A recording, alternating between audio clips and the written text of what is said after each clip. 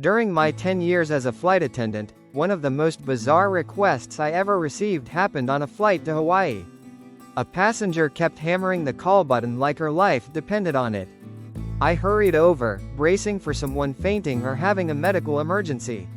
Instead, she jabbed a finger toward the window and shrieked, "The ocean is making too much noise. Tell the pilot to switch off the engines so I can sleep." I had to calmly explain that turning off the engines in midair would basically guarantee we'd be plunging straight into that noisy ocean. She huffed, rolled her eyes, and later filed an official complaint accusing me of being sarcastic and refusing customer service. A man sitting in business class absolutely lost it when he found out we had run out of steak by the time we reached his row. He jabbed his finger into my chest and barked, "I paid $2,000 for this seat. If I want beef, you should be butchering a cow right here on the plane." He then insisted that I march back to economy, locate someone who had ordered steak, even though steak wasn't served back there, and confiscate it for him as compensation. When I told him that was impossible, he swept his entire meal tray onto the aisle floor like a toddler having a tantrum. I was seated next to a mother and her young son. The kid was watching a cartoon on an iPad at full blast, no headphones, echoing across the cabin. I gently asked the mother if she could turn down the volume or use headphones. With zero hesitation, she snapped, "He can't wear headphones. Sensitive ears. If you don't like it, you can get off the plane." We were cruising at 30,000 feet. I called a flight attendant, and the mom immediately tried to accuse me of harassing her child for daring to request basic courtesy. A man sitting in the emergency exit row refused to verbally confirm that he understood the safety requirements. The flight attendant explained it 3 times and told him he was legally required to say, "yes." He just kept dramatically miming zipping his lips, claiming he was on strict vocal rest for an acting gig. He wouldn't say a single word.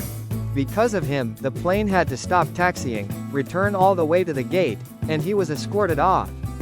The moment they touched his arm to guide him out, he magically regained his voice and spent the walk up the jet bridge screaming his head off. On a long international flight, a woman strolled right through the curtain into the galley where the crew was eating their dinner.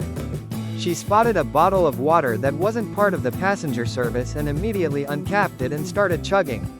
When the crew told her she couldn't just walk into the staff area and take whatever she wanted, she replied, "I'm a teacher. I work for the public. That means you work for me." Before anyone could stop her, she reached for the crew's personal chocolate stash. They had to physically usher her back to her seat like a misbehaving toddler. Mid-flight, I saw a guy actually trying to pull open the aircraft door. Not because he was malicious, just unbelievably clueless. He said loudly, "It feels stuffy. I just want a little fresh air." A huge man sitting nearby tackled him before anyone else could react. The wannabe window opener spent the rest of the flight zip tied to his seat, repeatedly asking why everyone was making such a big deal about a breeze. A woman seated in 14B decided the tray table in front of her was the ideal location to change her baby's extremely messy diaper. The smell swept through rows like a biological weapon. When the man next to her gagged and politely suggested she use the lavatory, which actually has a dedicated changing table, she flung a used baby wipe at him and yelled, "It's a natural bodily function. Stop judging mothers." The stench lingered for the remaining 3 hours. I had the window seat, and the man next to me took man spreading to an Olympic level. His knees were so far apart they were in my space. I asked him if he could pull his legs in a bit, and he sighed dramatically. He claimed he had some rare hip condition that required him to sit like he was riding an invisible horse. Then he promptly fell asleep, leaned into me, and drooled on my shoulder.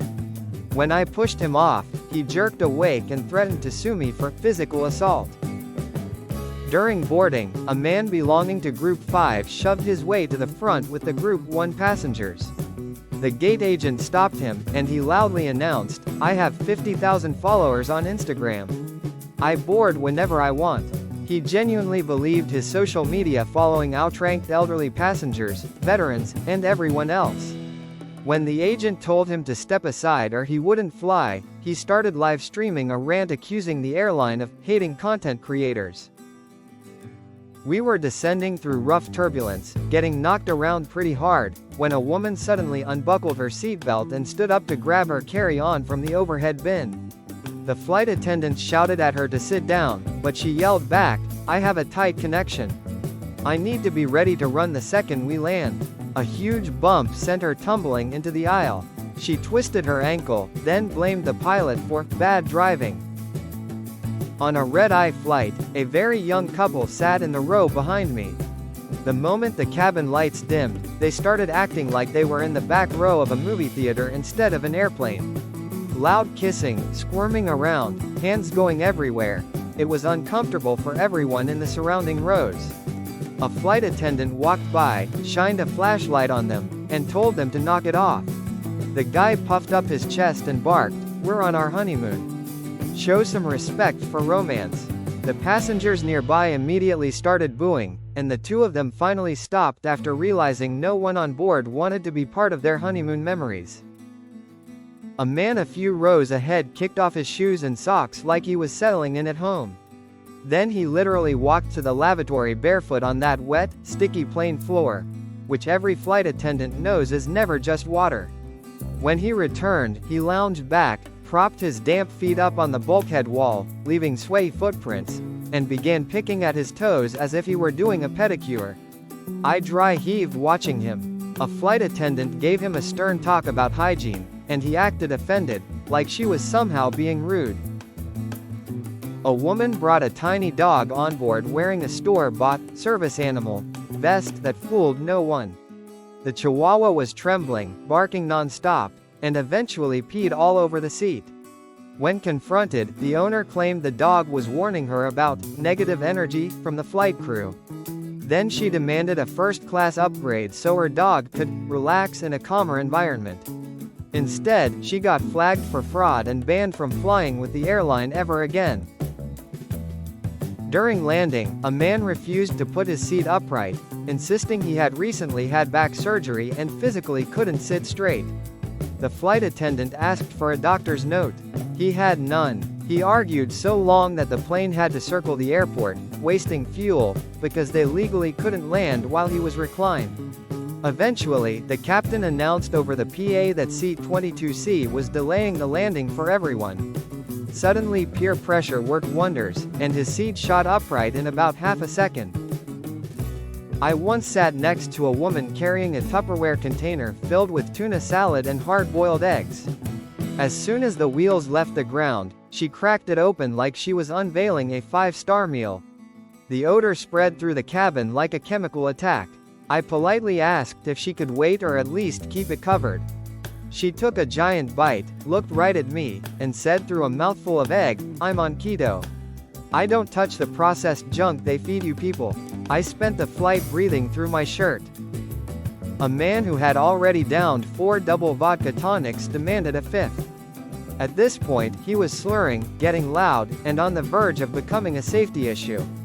When the flight attendant refused, he hurled his empty cup at her and shouted, "I'm a gold member. I pay your salary." She calmly informed him that his economy ticket absolutely did not pay her wages, and that throwing objects at crew was a massive violation. Police were waiting for him when we landed. I saw a woman snap her fingers at a flight attendant like she was calling over a servant. "Hey you, get me a Diet Coke. Lots of ice." The attendant ignored the finger snapping and said she'd be back after serving the rest of the row. The woman then hammered the call button again and again, ding, ding, ding, ding, until the flight attendant returned and told her that if she pressed it one more time without an actual emergency, she'd be written up in the incident report. The woman sat silently after that, arms crossed like a scolded toddler. A man tried to shove his large guitar into the overhead bin, but it clearly didn't fit with everyone else's luggage. Instead of gate checking it, he started yanking other passengers' bags out of the compartment and dropping them in the aisle. "My instrument is worth more than your wardrobe," he announced to the entire cabin. People started arguing immediately, loud enough that the pilot came out of the cockpit. The musician was given a choice: check the guitar or leave the plane. He chose to check it, grumbling the whole time. A young woman sitting in the aisle absolutely refused to move her elbows or legs to let the food cart pass. The attendants nudged the cart carefully past her, and it brushed her arm. She shrieked, "You hit me. I'm injured," and demanded immediate compensation, an incident report, and free future flights. Multiple witnesses told the crew she had deliberately leaned into the cart. She spent the rest of the flight angrily scribbling everyone's names on a napkin like she was building a case for court. A man sitting behind someone who reclined their seat got furious and pulled out a special plastic device designed to block the seat from leaning back. He clipped it on without shame. The person in front thought their seat was broken. When the flight attendant discovered the device, the man claimed it was his constitutional right to protect his legroom. The device was confiscated, and he sulked for the rest of the flight, sitting bolt upright like a child in timeout. On a completely full flight, a woman placed her luxury designer purse, the size of a small suitcase, in the empty seat beside her. When a standby passenger boarded late and was assigned that exact seat, the woman refused to move the bag. This handbag cost $5,000. "It cannot touch the floor," she announced, clutching it like a newborn. She then suggested, with utter seriousness, that the other human being should sit on the floor instead. The argument dragged on for several minutes until the flight attendant calmly stated that if the bag didn't relocate, security would remove the bag entirely from the flight. Only then did she reluctantly lift it into the overhead, muttering about "barbarians."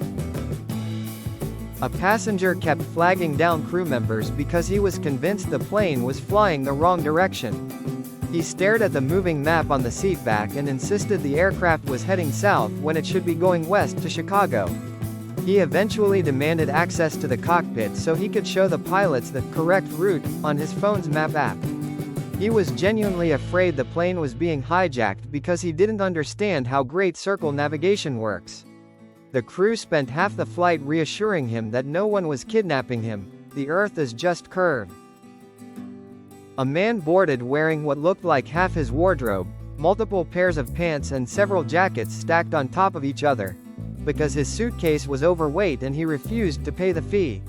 About 20 minutes after takeoff, his tower of clothing turned into a personal sauna. He stood up, sweating heavily, and began stripping off layer after layer right in the aisle. He eventually built a mountain of damp clothes on the empty middle seat, which spilled onto his neighbor. The smell radiated like a gym locker left in the sun. No one missed him when he finally sat down and stopped moving.